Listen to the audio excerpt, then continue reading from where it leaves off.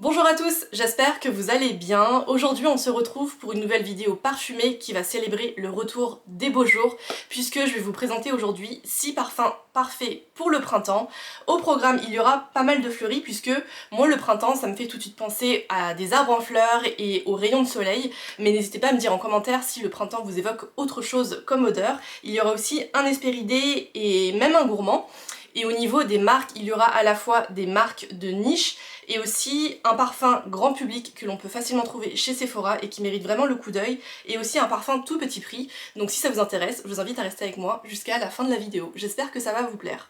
On commence tout de suite avec deux parfums d'une marque que je crois n'avoir jamais mentionnée sur cette chaîne et qui pourtant est, je crois, très appréciée des amateurs de beaux parfums. Il s'agit de la marque Les Parfums de Marly, qui est une marque de parfumerie confidentielle qui est vendue rue Cambon à Paris dans sa propre boutique, mais aussi en grand magasin. Et c'est une marque qui, je crois, aime bien faire des clins d'œil à l'histoire, puisque le château de Marly était le château où Louis XV se rendait pour aller faire la fête avec sa cour, qui était surnommée la cour des parfums, tellement il se parfumait apparemment. Et du coup voilà, j'ai deux parfums de la marque Parfums de Marly à vous présenter, et vous allez voir, c'est vraiment deux salles, deux ambiances. Le premier parfum de la marque que je voulais vous présenter est tout à fait approprié pour la saison, il s'appelle Delina. C'est une eau de parfum qui est sortie en 2017 et qui est signée Quentin Biche. Je vous laisse admirer la beauté du flacon, je le trouve vraiment très joli et très délicat en même temps avec sa petite pampille. Et ce flacon tout de rose vêtu.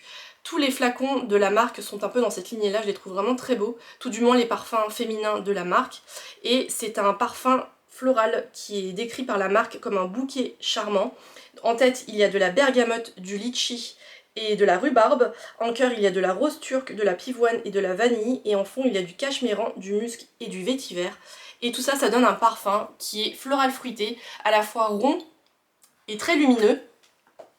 Et je trouve qu'on sent très bien la rose, dont la dimension pétalée est amplifiée par la note litchi, je trouve. Et il y a un très bon équilibre entre les notes de fleurs et les notes de fruits. Donc je le trouve vraiment très beau. C'est un parfum qui est frais, mais qui a quand même de la profondeur et de la tenue. Donc pour toutes celles qui apprécient, et tous ceux, vous pouvez tout à fait le porter en étant un homme, qui apprécient les odeurs printanières, mais qui sont pas trop évanescentes et pas trop aériennes, je trouve que c'est un très beau floral fruité qui conviendra à beaucoup de monde. Je le trouve très joyeux et très lumineux. Et vraiment, je trouve que il respire la joie de vivre et les beaux jours. Donc voilà, je pense que Delina est un parfum qui sera parfait pour le printemps. Et en tout cas, pour accueillir le retour des beaux jours, c'est un très beau jus. Et comme je le disais, dans un très beau flacon. Et pour finir sur Delina, moi j'ai l'eau de parfum, mais sachez qu'il y a aussi deux autres versions pour Delina, à commencer par Delina La Rosée, qui est davantage, je dirais, plus légère et un peu plus aérienne, et à contrario, il y a une version qui s'appelle Delina Elixir ou Extrait, qui est bien plus profonde et bien plus texturée. Donc voilà, il y a plusieurs intensités selon vos goûts personnels, et en plus, je viens de voir qu'il est complètement assorti à ma tenue du jour. Toujours chez Parfums de Marly, je voulais vous présenter un deuxième parfum qui, il me semble, est le dernier lancement de la marque qui est sorti l'an dernier. C'est une eau de parfum qui s'appelle Oriana et qui est signée Nathalie Lorson et Hamid Merati Kachani, que la marque décrit comme un fleuri fruité gourmand conçu comme un jeu de texture. Je vous laisse apprécier la beauté du flacon là aussi avec ses petites pampilles assorties, je le trouve vraiment très très beau. Il y a de la mandarine et du pamplemousse en tête, en cœur il y a de la fleur d'oranger, du cassis et de la framboise, et en fond on y retrouve de la guimauve, une note chantilly, du musc et de l'ambrette.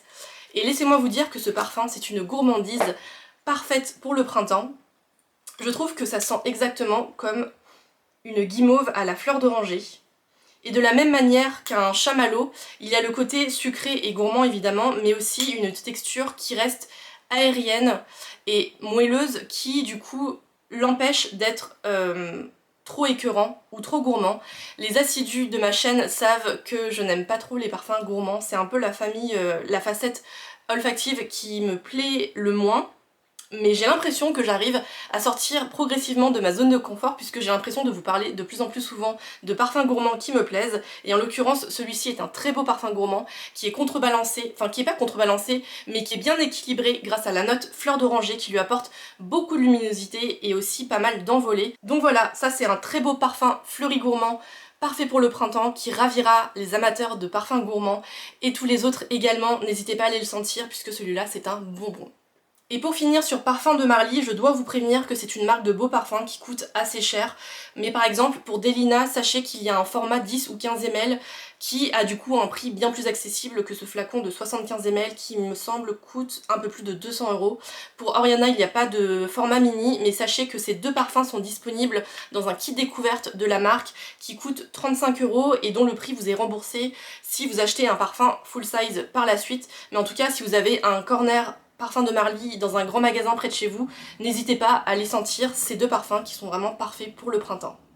On passe ensuite à une autre très belle marque de beaux parfums, il s'agit de la marque Penhaligon's qui est une marque anglaise qui a été fondée en 1870. Il me semble que c'est l'une des marques de parfums les plus anciennes toujours en activité aujourd'hui. Et je vous ai déjà mentionné Penhaligon's une ou deux fois sur ma chaîne. Là je vais vous parler de la collection Portrait et plus précisément d'un parfum qui s'appelle The Revenge of Lady Blanche. C'est, je crois, l'un des plus beaux flacons de toute ma collection. Mais avant de vous le dévoiler, je voulais vous montrer l'étui extérieur qui lui aussi est magnifique et qui pourrait tout à fait devenir un papier peint. Il est vraiment très très beau. Et le flacon se présente ainsi. Regardez-moi ce capot à tête de panthère, je le trouve vraiment magnifique. Et tous les flacons, tous les parfums de la collection Portrait sont tous surmontés d'un capot à tête d'animal. Donc je vous laisse découvrir ça sur internet, sur le site de Penhaligon's. C'est vraiment très très beau et très original. C'est une eau de parfum qui est sortie en 2016 et qui est signée Daphné Bugey. C'est un fleuri vert qui contient de la bergamote en tête. En cœur il y a du narcisse, de la jacinthe et du néroli. Et en fond on y retrouve de l'iris et des muscs blancs. Et je trouve que c'est un bouquet floral qui exprime le printemps de manière complètement différente de tous les autres fleuris entre guillemets classiques que je possède. C'est à la fois poudré, c'est vert et c'est très lumineux. Et il y a un côté un petit peu savonneux qui lui donne beaucoup de lumière je trouve, avec des notes de fleurs que l'on retrouve pas forcément dans les autres fleuris comme de la jacinthe et du narcisse. Et donc voilà, c'est très beau et c'est aussi différent de tous les autres fleuris que je possède. Et pour info, si j'ai titillé votre curiosité avec la gamme des portraits de Penhaligon's, sachez que la marque propose un kit découverte à 30 € avec toutes les références de la collection des portraits et la marque est vendue sur internet, sur son site internet, en grand magasin et ils ont aussi une boutique physique à Paris. Donc voilà, n'hésitez pas à vous pencher sur le cas de Penhaligon's et plus précisément de la gamme des portraits. Et avant de passer à deux parfums grand public plus abordable en fin de vidéo, je voulais vous présenter une dernière référence de la parfumerie confidentielle. Là aussi c'est une très belle marque de parfum de niche qui s'appelle État libre d'orange. Je vous l'ai déjà présenté plusieurs fois sur ma chaîne. C'est une marque qui est vraiment à contre-courant de tout ce qui se fait dans le milieu du parfum, qui est très rebelle et très audacieuse dans ses propositions créatives mais aussi dans le nom des parfums. Et je voulais vous représenter Yes I Do que j'ai acheté l'été dernier il me semble, puisque je l'ai trouvé avec une très belle réduction sur internet. C'est une eau de parfum qui est sortie en 2016 et qui est signée Antoine Maisondieu. C'est un fleuri gourmand avec des aldéhydes, du muguet et de la poire en tête. En cœur il y a de la pivoine, du jasmin et de la fleur d'oranger. Et en fond il y a du cèdre, du cacao et du musc. Et je trouve que dedans on sent tout de suite la note muguet qui est assez suave. Personnellement, moi je préfère la note muguet quand elle est vraiment très verte, très croquante. J'aime bien quand on sent les clochettes qui viennent à peine d'éclore avec limite la rosée du matin dessus. Quand le muguet est trop suave, je le trouve un peu trop vieillot, un peu trop daté. Et là je trouve que c'est la limite de ce que je peux accepter en termes d'intensité concernant la note muguet. Donc là c'est un muguet qui n'est pas très frais mais qui est plutôt assez sensuel et suave comme je le disais, mais qui est accompagné par un bouquet floral magnifique avec notamment de la fleur d'oranger dedans. Ça le rend du coup très délicat et très féminin. Je crois que la marque le qualifie de fleuri gourmand. Moi je ne sens pas trop la note gourmande dans ce parfum, donc ne vous inquiétez pas si vous n'aimez pas les parfums gourmands, ce n'est pas un parfum sucré je trouve, mais je pense que les notes gourmandes lui apportent du corps et de la tenue, et ce qui fait que c'est un parfum qui tient au corps et qui a une belle tenue. Et je pense que parmi tous les parfums fleuris que je viens de vous présenter, c'est le parfum le moins frais, on va dire. Il a le moins d'envolée, mais c'est un très beau parfum qui est très féminin et voilà, qui est parfait pour le printemps avec une note muguet qui est assez intense mais qui me plaît beaucoup. Et comme je vous le disais, c'est une marque qui n'a absolument pas froid aux yeux, notamment sur le nom de ses parfums. Je me souviens que je vous avais présenté ce parfum pour la première fois, c'était lors d'un haul l'été dernier, et je vous disais Yes I Do c'est trop mignon, c'est un clin d'œil au mariage, et on venait de se fiancer donc je trouvais le clin d'œil assez sympathique. Et en fait pas du tout, Yes I Do ce n'est absolument pas un clin d'œil au mariage, comme me l'a très gentiment expliqué une abonnée, il me semble que c'est Lise, donc merci Lise. Le nom complet de ce parfum quand il a été lancé c'était Yes I Do Swallow, donc les gens qui parlent anglais ont compris que ce n'était absolument pas un clin d'œil au mariage, et il a été ensuite raccourci en Yes I Do, puisque apparemment ça choquait trop. Bref, il faut absolument que je vous reparle plus en détail de cette marque qui est État Libre d'Orange, puisque je trouve qu'elle fait des choses assez remarquables et assez créatives. Il y a par exemple un autre parfum qui me tente beaucoup et que je n'ai pas encore acheté puisque son nom me dérange. C'est un parfum qui s'appelle Putain des Palaces et qui pourtant est magnifique, mais voilà, dites-moi en commentaire ce que ça vous évoque, ce genre de nom, est-ce que vous êtes capable de porter des parfums qui portent des noms aussi audacieux et parfois aussi crus, mais voilà, en tout cas il faut vraiment que je vous reparle d'État Libre d'Orange. On passe ensuite à un parfum grand public avec un prix plus accessible et que vous pouvez aussi trouver plus facilement dans n'importe quelle parfumerie.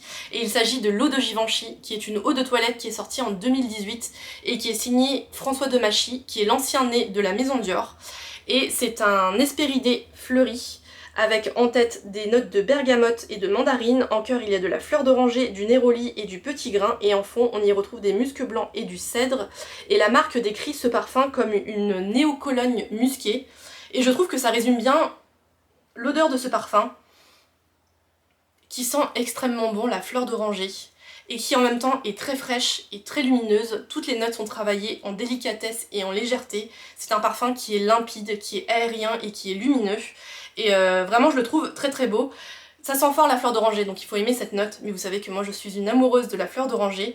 C'est un parfum que je trouve intemporel et complètement unisexe, puisque de la même manière qu'un parfum chemise blanche, je trouve que c'est un parfum t-shirt blanc, c'est-à-dire que toutes les marques ont un parfum comme ça. Alors ce n'est pas follement original, mais c'est redoutablement efficace. C'est un parfum qui sent bon et qui plaira, je pense, à beaucoup de monde et qui convient en toute saison, mais moi je trouve qu'il est vraiment parfait pour accueillir les beaux jours grâce à ses notes lumineuses et très ensoleillées.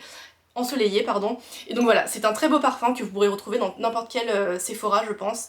Et pour la petite histoire, c'est un parfum qui a été reformulé, c'est un parfum qui initialement est sorti en 1980 et qui n'est plus commercialisé puisqu'il a été remplacé par cette version de 2018.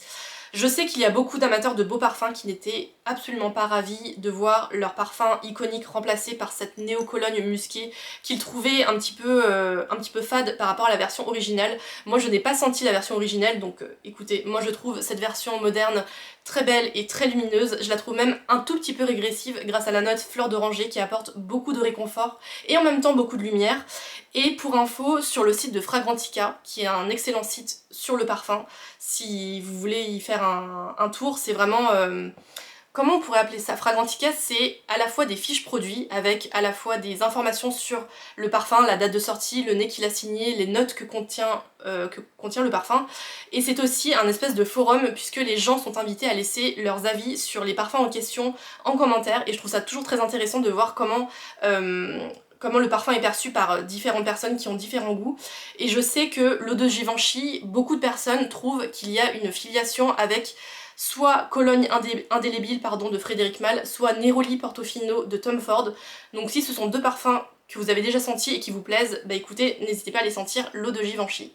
Et enfin, je voulais finir la vidéo avec un parfum tout petit prix, puisque dans cette vidéo, je vous ai présenté de très beaux parfums, mais qui coûtent aussi assez cher. Et donc je voulais finir avec une référence bien plus accessible et tout aussi jolie. Et il s'agit de Oui Mon Amour de la marque Adopt. Adopt, c'est une marque française qui propose des parfums tout petit prix, puisque ces flacons de 30 ml coûtent 9,95 € et ils valent vraiment le coup d'œil. Je vous avais d'ailleurs fait une vidéo dédiée à la marque Adopt, qui vous avait d'ailleurs beaucoup plu, il me semble, puisque c'est l'une des vidéos les plus vues de ma chaîne. Je vous la remettrai sur l'écran et en barre d'infos. Et celui-là est pour le coup vraiment un clin d'œil au mariage, puisqu'il s'appelle Oui Mon Amour. C'est une eau de parfum floral fruité qui contient de la carambole en tête. En cœur, il y a de la fleur de lotus et en fond, il y a des muscs blancs. Et c'est un très beau parfum floral aquatique avec un très beau départ qui est fruité. La carambole, si vous ne le savez pas, je ne le savais pas non plus, mais c'est un fruit exotique qui dans ce parfum me fait penser à un melon blanc, donc c'est fruité, mais c'est aussi vraiment gorgé d'eau et j'aime beaucoup cette note aquatique qui se prolonge avec la fleur de lotus qui lui apporte beaucoup de légèreté et de lumière, et les muscs blancs en fond, on connaît ça, ça lui donne un côté très réconfortant et aussi très rond. Donc voilà, un très beau parfum floral aquatique qui change aussi des autres parfums fleuris qui sentent la rose et le jasmin par exemple. Je trouve la fleur de lotus vraiment très jolie dans ce parfum. Et voilà, du coup un très beau parfum pour le printemps et en plus tout petit prix. Voilà pour les 6 parfums parfaits pour le printemps que je voulais vous présenter aujourd'hui. J'espère que cette vidéo vous aura plu et que vous aurez fait de belles découvertes en ma compagnie. Si c'est le cas, n'hésitez pas à liker la vidéo et à me laisser en commentaire quels sont vos parfums préférés pour le printemps. N'hésitez pas aussi à vous abonner. Quant à moi, je vous retrouve dimanche prochain, non pas pour une vidéo parfumée, mais pour parler beauté, pour changer un petit peu. Merci d'avoir regardé cette vidéo et à bientôt.